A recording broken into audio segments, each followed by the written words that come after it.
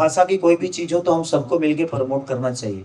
वो चाहे पवन भैया का हो या मेरा हो या दिनेश भैया का हो या रवि भैया का हो, किसी भी एवरीथिंग। लोगों को कुछ समझ में आएंगे होगा, अगर नहीं समझे तो प्लीज मेरे वीडियो क्लास टॉप बनने पर डिटेल से समझाते हैं। आप लोगों को पता है कि शिवराज लाल का एक मूवी आया था राजा राम, अब वो फिलहाल में टीजर भी आ चुका है, लेकिन आप लोगों को पता है इस मूवी का प्रमोशन पवन भैया भी ने किया है। लोगों ने पसंद किया है। पवन सिंह जी ने भी उसको लेकर एक मैसेज दिया दर्शकों को। सही सुने, पवन भैया ने मूवी का प्रमोशन किया। इसी बात पे खेसारी लाल यादव ने कहा कि नहीं, भोजपुरी को मिलकर बढ़ावा कर रहे हैं पवन भैया, तो सही कर रहे हैं, मैं भोजपुरी को मिलकर आगे बढ़ाना चाहिए। लेकिन इसी बात पे आप लोगों को पता चल चलता हूँ मूवी में क्या देखने के लिए मिलेगा।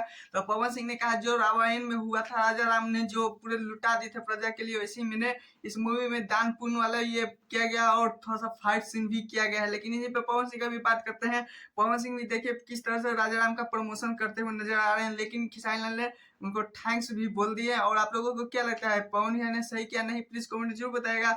लेकिन ये पे बात करते हैं काजल रगवानी का एक इंटरव्यू भी बहुत तेजी से वायरल रहा है कि कुछ और रामायण में दिखाते हैं और घर पे कुछ और कर देते हैं। आप लोगों को क्या लगता है, वीडियो बनाना चाहिए इस पे या नहीं?